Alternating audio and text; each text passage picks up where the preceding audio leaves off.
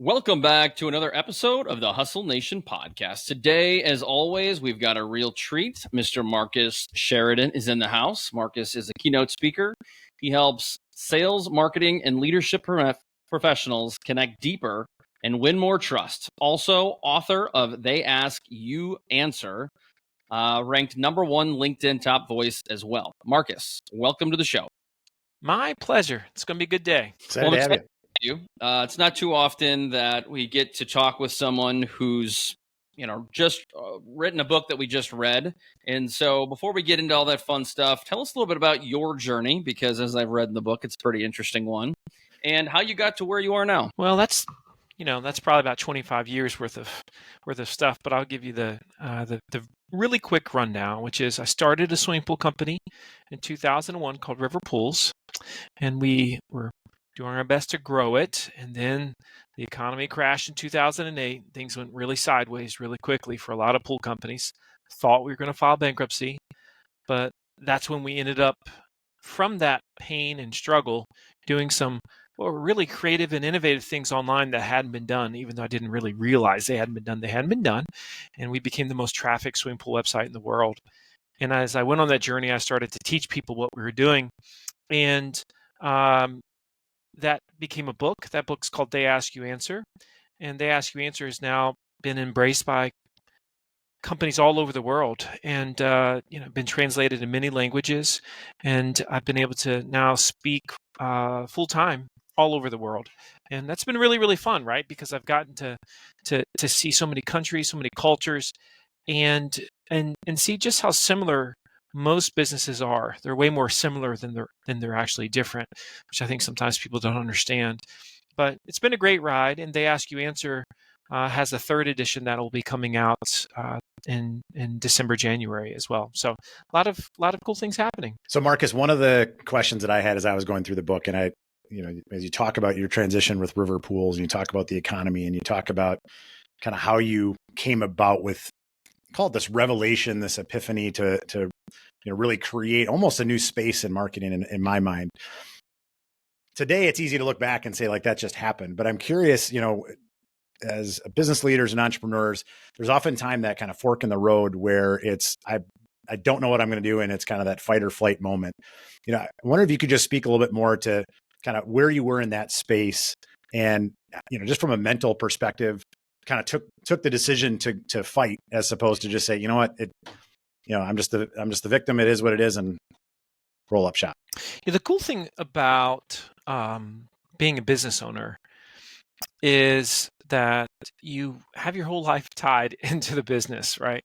If I filed bankruptcy in 2008, I was going to lose my home. My business partners lost their homes, right? Our 60 employees would have lost their jobs. I really didn't have a plan B. It was like, I'm going to make this company work or else, but it's got to work.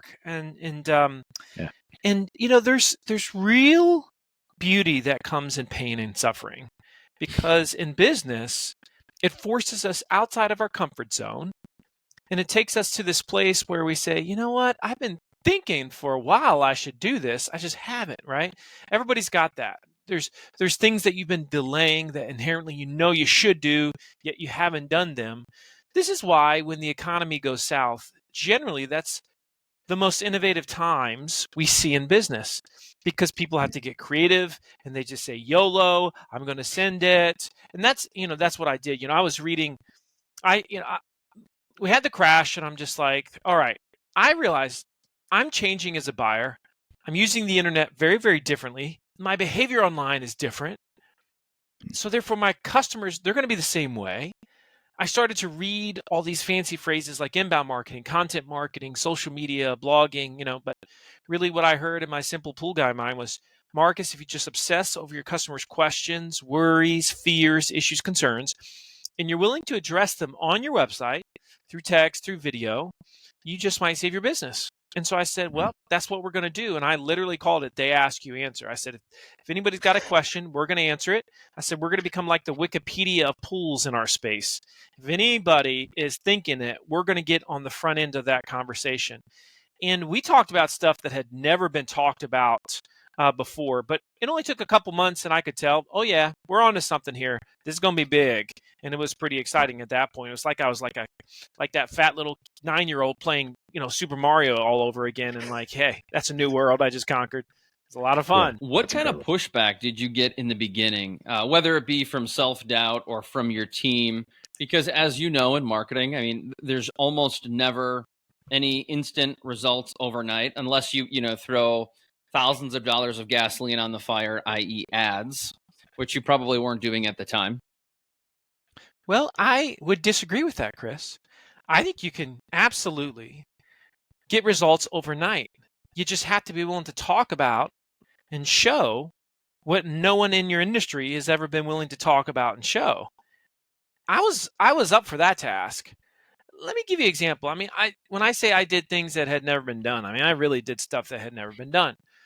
So let me give some context here. So what I discovered is there's basically 5 subjects that every buyer researches before they reach out to a company. They want to know, how much is it cost? Okay. They want to get a sense for pricing, cost, etc. They want to know, what are the problems, the negatives, the issues with it? In other words, we'll just call it problems, but it's really fears or worries. They want to know, how does it compare to the other thing that they're looking at? So we'll call that comparisons or versus. They want to know what's everybody saying about it. Call that reviews, right? And they want to know the best it. So costs, problems, comparisons, reviews, best. We call that the big 5 in the book. That literally runs the economy of search. That is how you, me, we've all learned to research a company, to vet a product, to vet a service before we reach out to them. And we want these questions answered before we reach out. And so I said, well, how can I lean into these things? We were the first swimming pool company in the world to openly talk about cost and price on our website. First one. Now, you would think that's pretty obvious. Every single person, as soon as they get on a call, when it comes to a swimming pool, they're like, so could you give me a sense? What are we looking at here? Nobody had talked about that. But I didn't stop there. I did some really crazy stuff. So I came up with all different types of rating systems. Let me give you an example. So imagine it like this. We were, and this is in the book, we were like a Ford dealership, okay? And in our industry, we were selling fiberglass pools. There was about 10 major manufacturers of these fiberglass pools, kind of like automotive. But we were one of these dealers. So we were selling one of these main brands, like Ford, let's say. And I said to myself one day, I was literally like in a store and I was looking at the magazines and I saw this car and driver magazine that had the awards for best vehicles for that year. And I'm like, you know what? I bet you I could do that with pools. And so what I did is I came up with an award system for all the different manufacturers. And at the time, it was called the best fiberglass swimming pool shapes of whatever year it was. And I said, I'm giving out an award to the best, let's say, diving pool, the best kidney-shaped pool, the best Roman-in pool, the best rectangle pool. And I was literally giving these awards out, in the article, to the best in class for these manufacturers who I was selling against. So again, I'm like the Ford dealer that's giving an award to Toyota, that's giving an award to Mitsubishi or whatever. Now, what happened as a result of this? Immediately, these manufacturers are like, dude, who are you to do this? And I'm like, well, I mean, just a pool guy, right? Yeah. But suddenly the content started to get a ton of traction, like a lot of traction. And before I knew it, these same manufacturers were reaching out to me and saying, so Marcus, I see that we're not on your list. Maybe we could fly you out to our factory and give you a tour of some of our pools so that next time you do your list, we'll be on it. So I started doing that list every single year. Nobody had done anything like that. That is what gets immediate attention. I started creating best in class for swimming pool companies that I was competing against locally. So I remember one time somebody said to me, I was sitting, this is many years ago now, probably 13 years ago or something. And I was sitting with this couple in Richmond, Virginia for 2 hours. And I gave them a quote for a pool. And at the end, they said, Marcus, we like you, but if we don't get this pool from you, is there anybody else that you might recommend? And I thought, tag on it. They're still looking. They're probably not going to buy. And they didn't buy, but they did ask the question, which was essentially, who are the best pool builders in Richmond, Virginia? Now, Richmond was a hot area for me. That's like my main area that I would sell pools. And so I said, could I answer that question online? Yeah. Could I come up with my top 5 list? Yeah. Would anybody in the world do this? No, probably not. Let's send it. Like, now, I can tell you, when I did that one, my 2 business partners were like, dude, what are you doing? You're literally like naming the best pool builders in Richmond, Virginia. They're our competitors that you've named here. And you didn't even put us on the list. I'm like, yeah, but they're on our website if they're reading this. So, and now, of course, today, if you're researching my competitors, oftentimes you're going to learn about them on our website. I mean, we just crush it. I mean, we just crush it. Any conversation that's happening, I want to be a part of that conversation.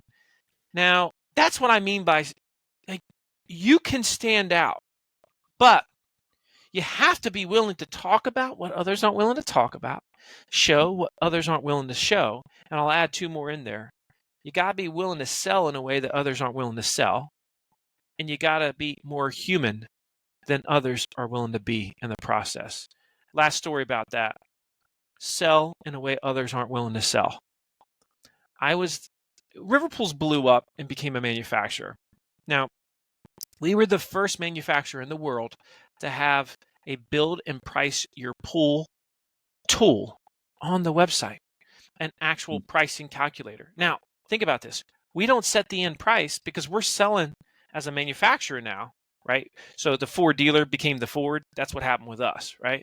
So we now have a dealership network. We can't have a calculator, can we? Because we're not setting the prices. Oh, yes, we can. We just can't give the exact price, but we can give a range. And that calculator became just this incredible cash cow for us because it was generating, during the summertime, hundreds of leads a day. So that's the power of meeting the buyer where they are. And that's what I mean by, if you want to stand out, you just got to be disruptive, and you can't do it like everybody else. Let me throw something in there, Marcus. So when you went through all of this, when your story was becoming something, video was just starting to become, I wouldn't even say it was a norm, but it was being integrated into some digital marketing. And podcasts were a relatively new concept for most people. So knowing what we know today, and this is probably what the next version of the book is about, how does someone who's so heavy in video and podcasts, because yours was more so inbound marketing, correct? Which is blogging? It was mainly content on our website. And we did become pretty prolific with YouTube over the course of time, certainly, yes. But we didn't do any social media because back then you really didn't need to. I would say today, if I was to start over again, I would absolutely have to lean a lot more into social as well. Because the world's changing. AI is changing that world. Google is changing. And I built a house on Google. It worked incredibly well. And it still does today, of course. But I wouldn't build a house on Google today. What would you do outside of adding in social? Yeah, well, so I wasn't thinking a lot about brand when I started this process in 2009. Brand became a byproduct of just having, again, talking about showing, selling in a way that nobody had ever done in our space. That being said, I think what matters so much, especially as we move forward with everything that's happening with AI and AI search, that brand matters more than ever. And so everything comes down to, okay, how many signals can we send out to the world that is a signal to AI and a signal to the market that says, I need to pay attention to these guys, right?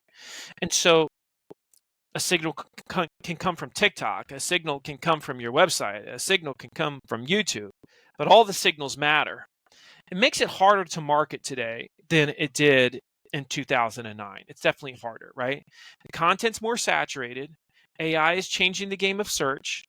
And, I don't even think paid is necessarily built to last, at least on Google. I think Google's business model is in serious trouble if they don't evolve it. I think paid on social is going to continue to work because social is is a different beast than what is search. Search is the one that is ready for the most disruption, at least traditional search. And let's be honest, SEO was the greatest marketing tool we've ever seen, in the course of our lifetimes, right? That's not always going to be the case. So we've got to expand, and we've got to get very involved with social. We've got to get very involved with video. And that's why, early on I was saying, listen, you can't just tell it, you got to show it. You got to see yourself as a media company. People are like, media company? What are you talking about, Marcus? Yeah, I mean, really, when I made the shift and I said, River Pools, they're a media company that happens to sell pools. That's it. Marcus Sheridan is a media company that happens to do speaking, that happens to do book writing, but it's a media company, right? And when you think like that, you say, like me personally, I've got 2 videographers. Like me personally, I've got 2 videographers. Why? Because I'm a media company. That's the mindset that I have. That's a sacrifice I'm willing to make, because if I'm going to be on these different platforms, I've got to have the ability to produce the content. And that's the sacrifice that I'm making. And so I think this is where the shift has occurred. And again, I want to stress, not easy. None of it's easy.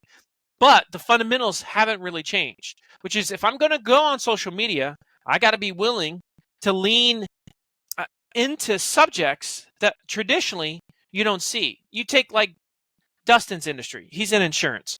The most boring industry in the world, along with accountants. When I speak at an insurance conference, 90% of the people have the exact same outfit on. It's just hilarious, right? It's the funniest thing. Now, that industry is notoriously boring, slow, and soulless when it comes to their voice of the content that they produce. And so you got to say, well, we have to be willing to go against the grain. What's interesting today is oftentimes different is better than better. Oh, yeah. You are speaking my language. And so that's the type of thing that we need to be thinking about, is how can I say it, show it, etc., in such a unique and different way that makes everybody say, isn't that interesting? The other thing that came through in all the things you're talking about is the 2 words that always come to my head is trust and transparency. Right? You talk about how do you build trust, and all the different ways in which you've done it, right? All came from a place of, how can I just be more transparent than everyone else? And through that, building trust. I think one of the questions I have is, hold up on that. Dustin. Yeah, go ahead. Every company says they're transparent. It's total BS.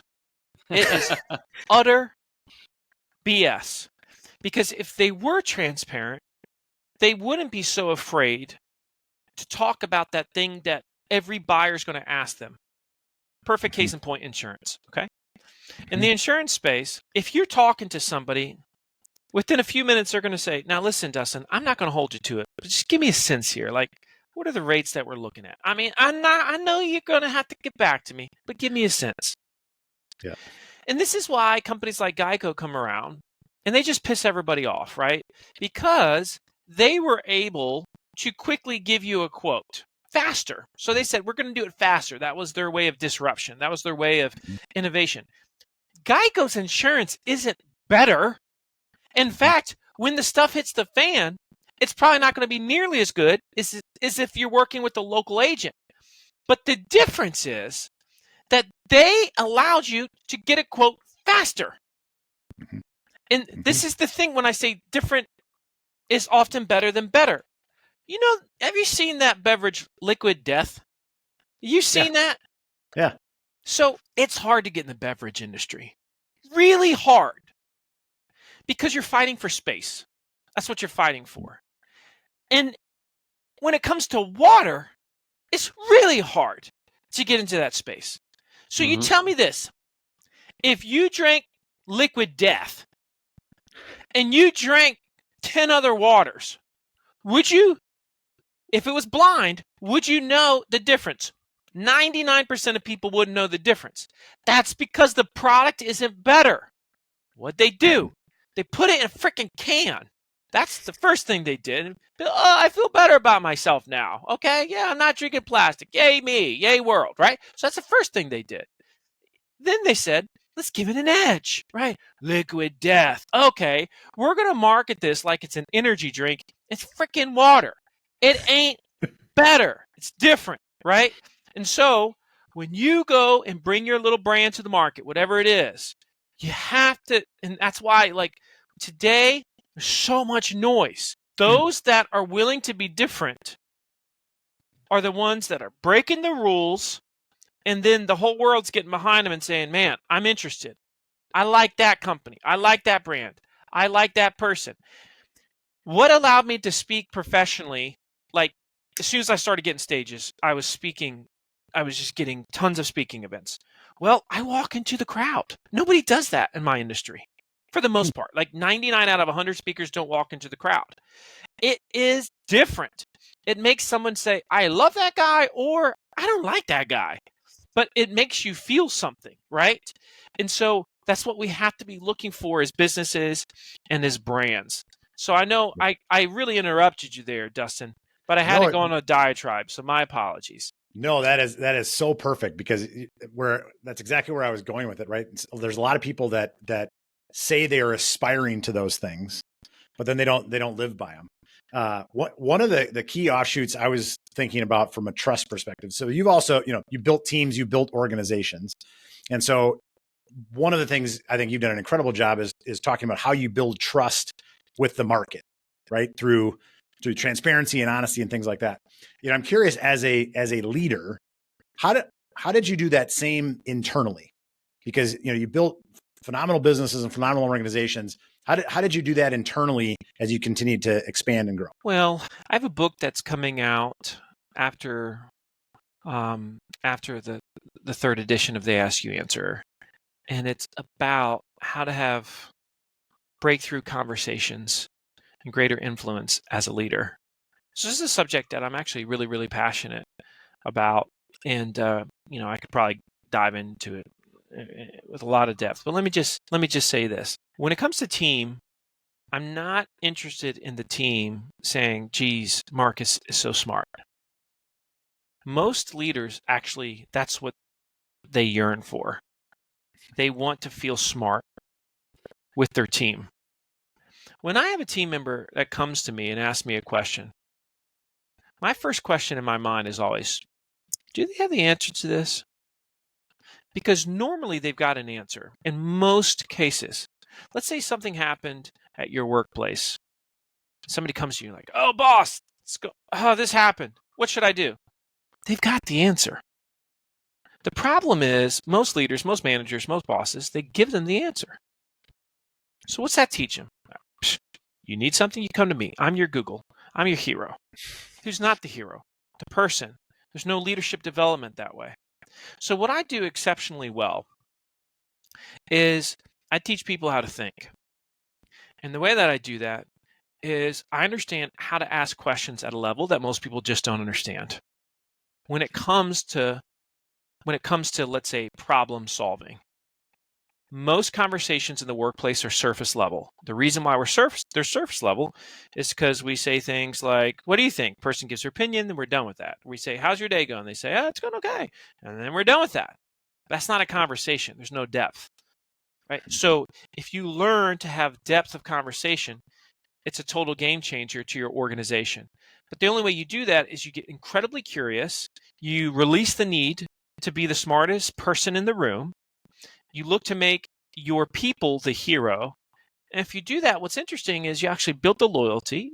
You'll develop the leaders, and you'll have way less headaches, because now you're not going to be bombarded with text messages and emails every time there's a little problem, because, hey, guess what? You've trained them to learn how to figure out their own problems. It's tremendous.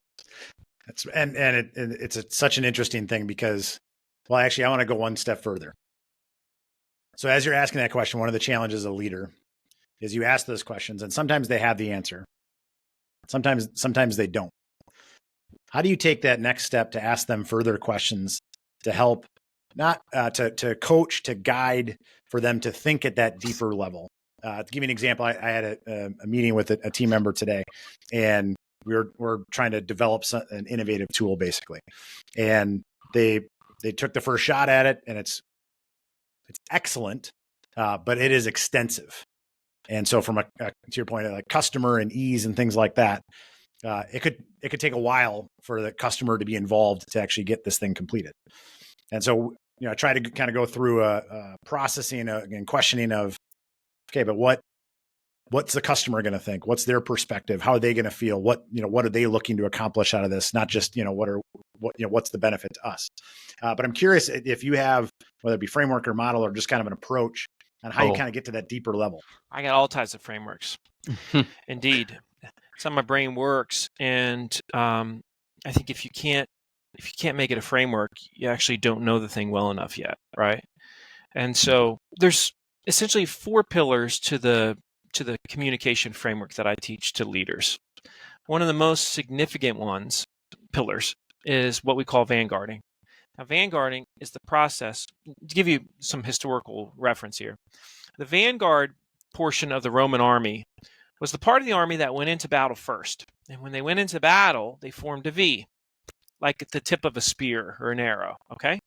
So vanguarding is when you understand what could go wrong and you get in front of it.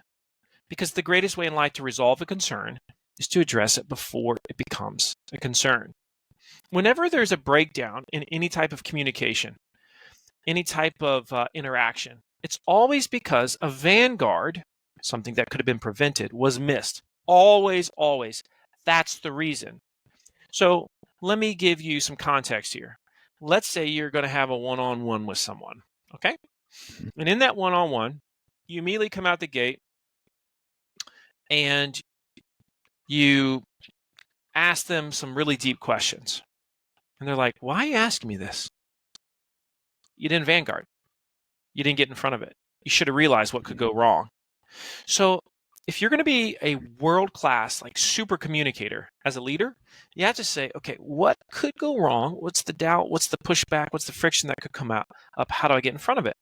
So in the context of the one-on-one, for example, you always start with what we call the honest agreement. And actually, this is what we do in sales too. It doesn't really change, but it's just basic human interaction.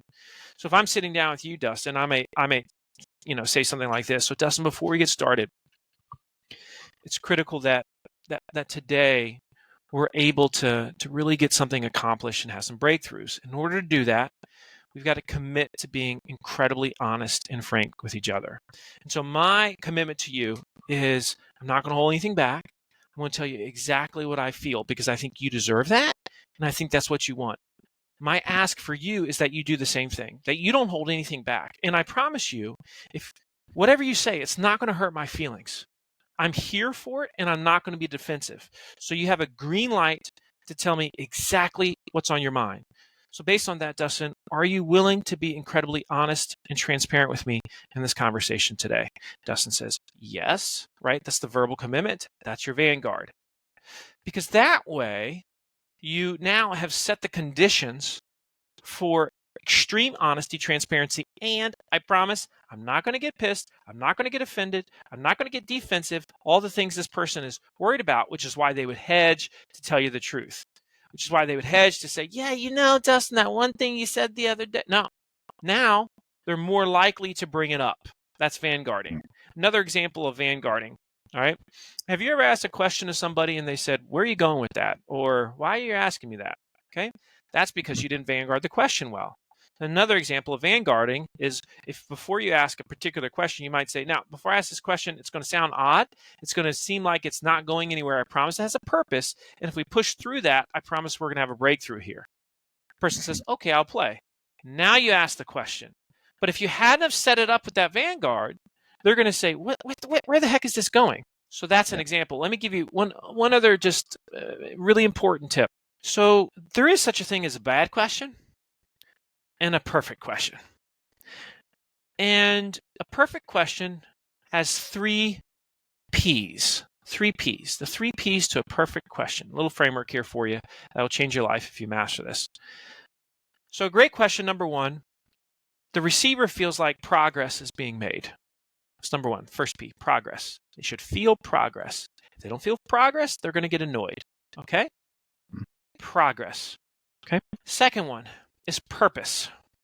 They should feel like there is a reason for you asking the question. Again, this is why people say, where are you going with this? Or why are you asking that? Because it either lacks purpose or progress. The third P to the perfect question is what we call path. Now, path is where a lot of people screw up, especially let's say in sales environment or if you're doing a one-on-one.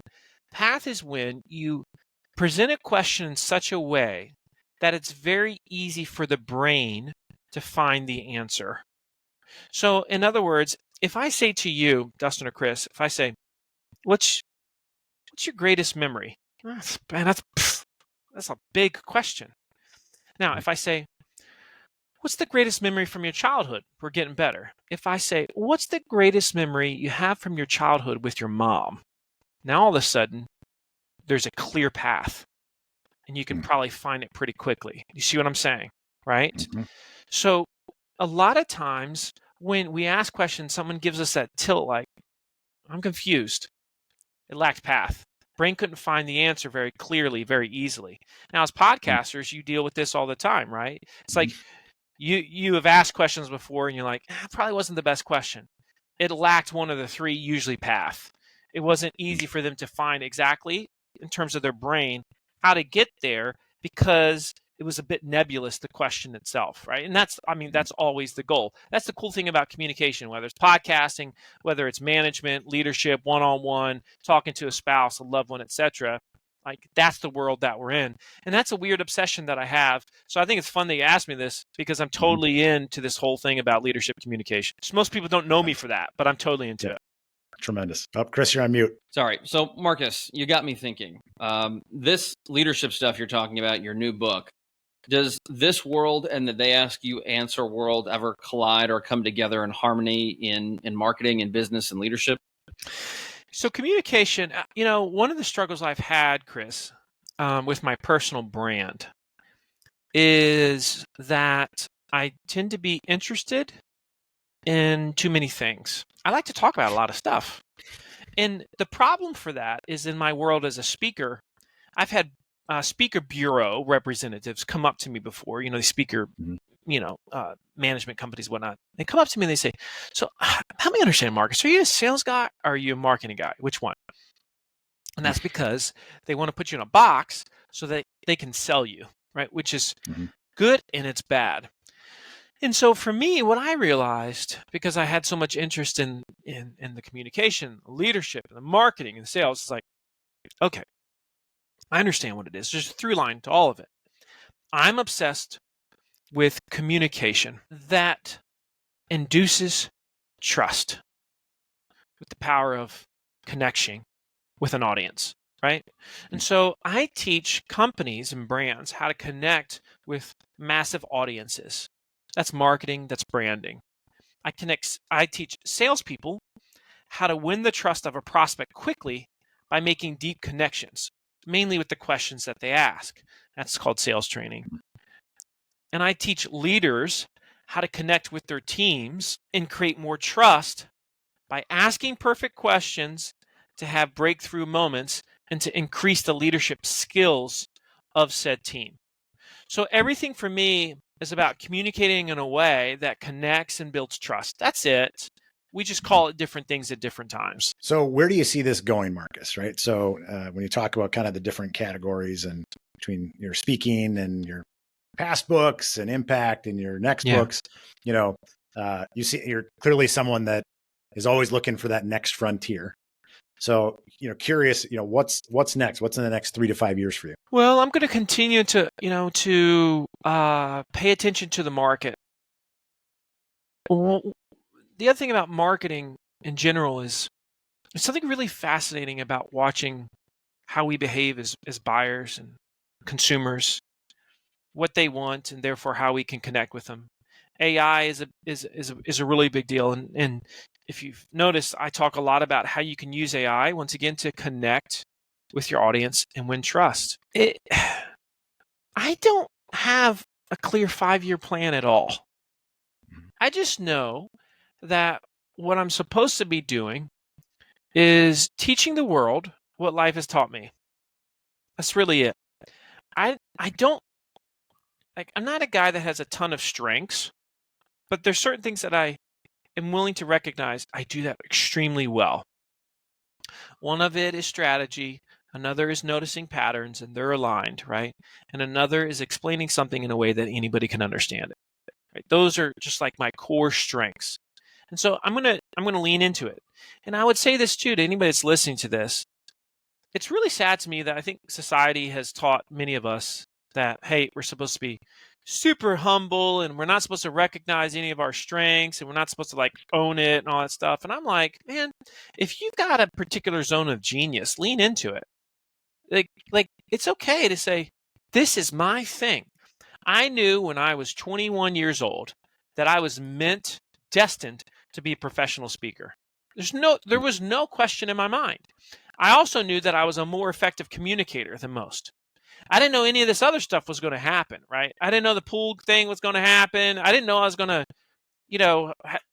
travel the world and on these stages. I thought I was going to be a speaker, but I didn't really know what that meant. I just knew that's what I'm supposed to do. And it was just like a knowing. It wasn't like this thing of like, hey, I'm going to be a speaker because I'm awesome. It's like, I just know that this is my calling. This is my thing. I think most of us inherently sense our genius, our calling. We might not be willing to admit it to ourselves or to others, but it's there. And so I think one of the great keys of life is leaning into it, whatever it is. And I'm like, I'm going to own it. This is my thing, and I'm going to continue to talk about it. And as I talk about it, I realize what it is I'm actually trying to say. I actually wrote about that today on LinkedIn. It's like, man, I originally was very active on LinkedIn because I wanted more followers. And then I realized, man, this is stupid. The benefit of this is by me posting here, I'm figuring out what it is that I'm trying to say. I'm figuring out what resonates and doesn't resonate with the marketplace. And so this is my lab. This is my sandbox. This is about me. It's not about you. It's not about the connections. It's not about the network. It's not about the community. That's nice. But I am actually there because my brain needs an outlet to figure out what's next, to your point, Dustin. And that's one way that I do it. I got to create. If I'm not creating, I get grumpy, I get frustrated. And so that's the thing I need to feel like I'm doing because, again, I want to use the talent that I've been given. That's the talent that I've got. So to go one step further, you talked about trust and you mentioned AI. And I think as I look forward in the next few years with AI, I think it's going to be really interesting about perhaps what the buyer thinks of trust going forward. Already, when people are getting emails or text messages, or your immediate brain is thinking, did someone actually send this to me or is this just AI? And so curious from your lens, as you look at, with all those different stakeholders, how you build trust, what impact do you think AI is going to have on just that disconnect of trust or that ability to build trust? Well, I think it's going to increase trust and distrust at the same time. Because that's normally how these things work. Let me give you an example. There's going to be companies that attempt to have some communication with you through AI. You're going to pick it up immediately and you're going to say, I don't like those guys. They're out. Mm-hmm. I deal with it every day on LinkedIn. 10% of the comments I get on LinkedIn, I'm like, that's AI. You're dead to me, right? Yeah. I mean, I'm just not going to play with you at that point. Like, you're done. Yeah. We're done. Yeah. And so not only am I going to erase it, but I'm just not interested in having a relationship with you. And so that's increasing distrust. But then how are we going to use it to increase trust? I mean, there's so many ways. I think one of the things that I'm most excited about is digital human chatbots. And it sounds kind of nerdy, but let me give you a vision of how I see this play out with my swimming pool company, for example. Okay. Yep. So I want within the next 18 months, and if this doesn't happen with 18 months, I'm pretty annoyed. I want you to come to the site. I want you to see someone that looks just like us, like you're on a Zoom call, right? They welcome you. and they say, hi, Dustin, or they say, hi, visitor, whatever. Welcome to the River Pools website. This is digital Marcus. I'm not the real Marcus, but I'm using his brain. I've actually taken all the stuff he's ever written about pools, and I can now answer your questions. Now, we got two paths we can go down right now. If you want, we can just do a Q&A. You can ask me anything about pools, and I'm going to give you my best answer based on all of our content. Or I can give you a real-time quote if you would like one. Which would you prefer? And then they get the quote or they get the answers. Either way, I am cooking with gas. So, yes, I definitely want to be the first company in the world that is using a digital human to give real-time estimates, just as if one of my salespeople was doing a Zoom call giving you an estimate. That's what I want to achieve, and I think that increases trust, because here's the key. Number one, the person is going to look and sound like me or somebody on my team, right? Yep. So I think I actually want that to be the case. Number two, we're telling the person, I'm not real. You're not lying about it, right?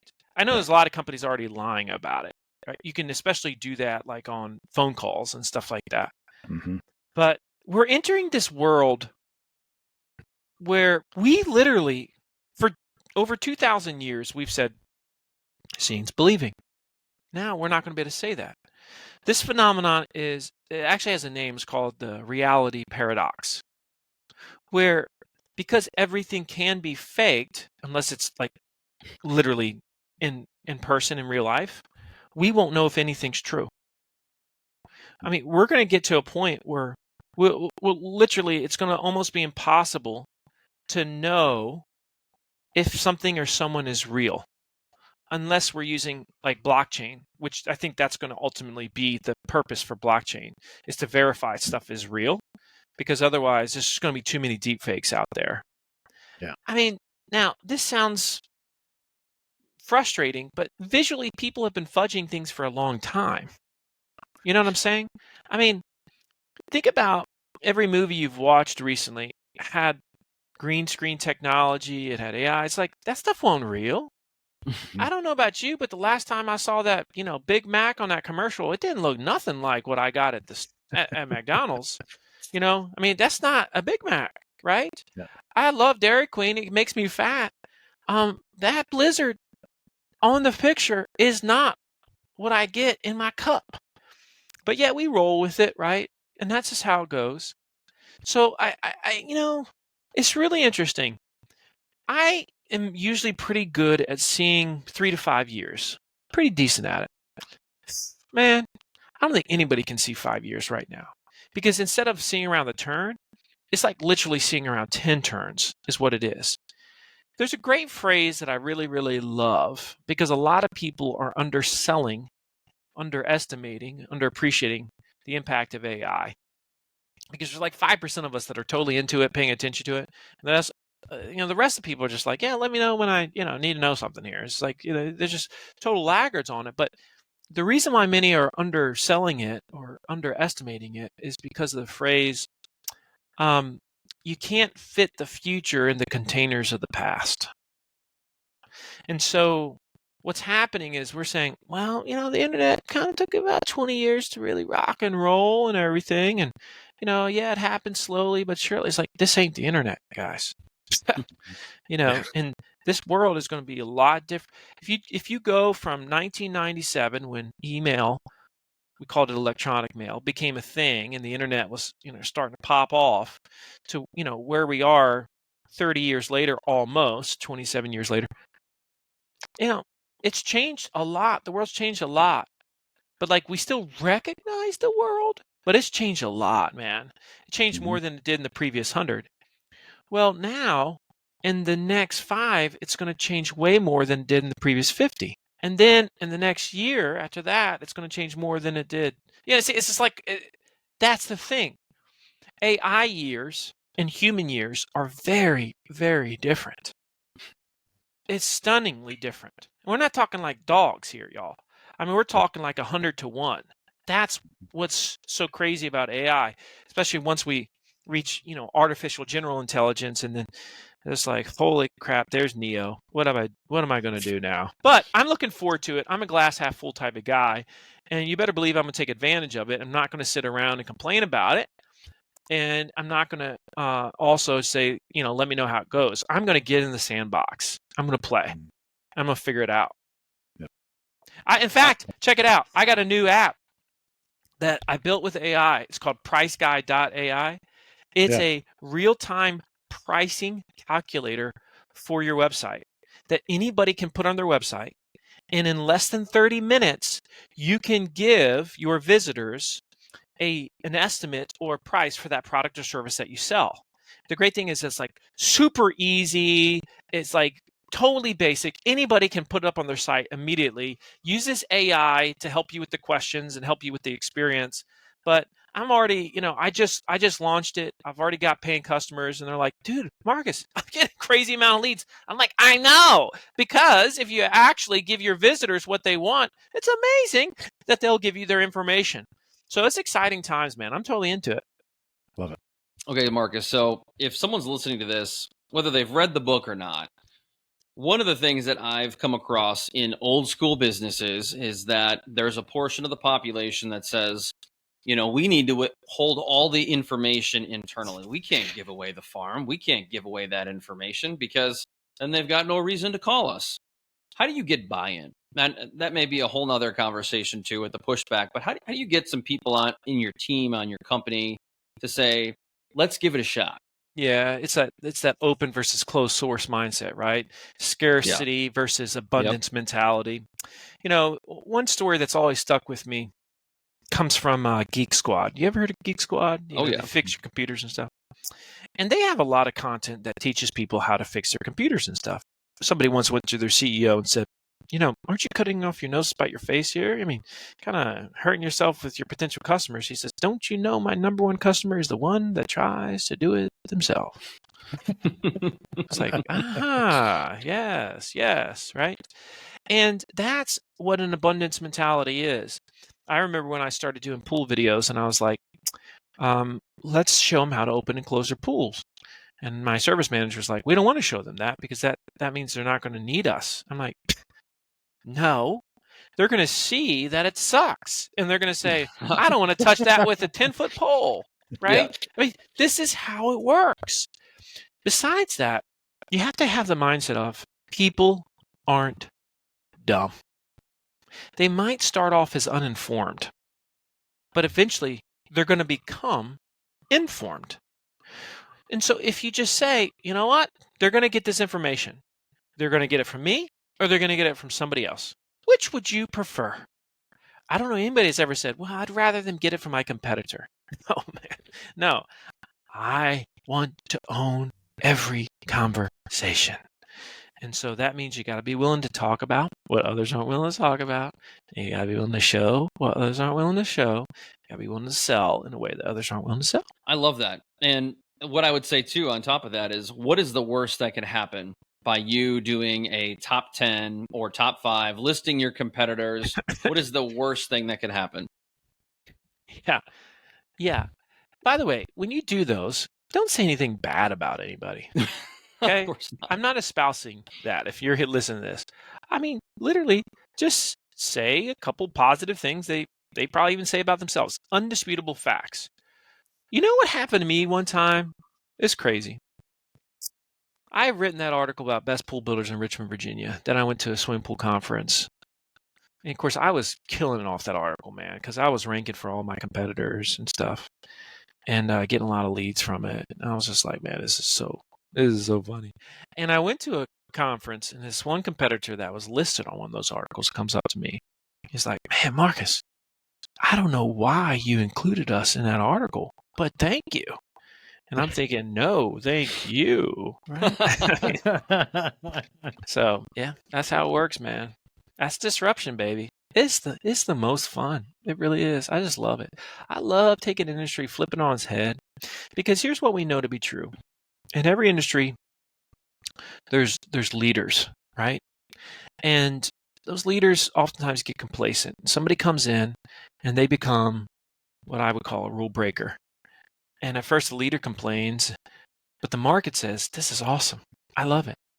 And eventually the market says, I want this all the time. And because they want it all the time, now the rule breaker becomes the rule maker. And that leader from before, now they become the follower. And the cycle starts all over again, right? So be a rule breaker in your industry. That's the message. And if you do that, and most aren't willing to do that, you got the courage and strength to do it, the creativity to do it. You're going to make waves, and people are going to recognize your brand. And I think you're going to achieve some pretty exceptional things. I think what you're also saying is being an early adapter is almost always a good thing. Be first to AI, be first to TikTok, try it out. And again, what's the worst that could happen? Yeah, it doesn't do you any good to sit there and complain about it. I learned a long time ago to never let my opinions dictate smart business decisions. I don't care about my opinions. I don't like TikTok. I don't really like social media. I think it's killing our kids. Yet, I use it for business because I am meeting the buyer where they are. And if they're going to be on the platforms, which they are, then they might as well consume my stuff. Sure. I love that. That is a deep and powerful way to end. Marcus, thank you so much for being on the show today.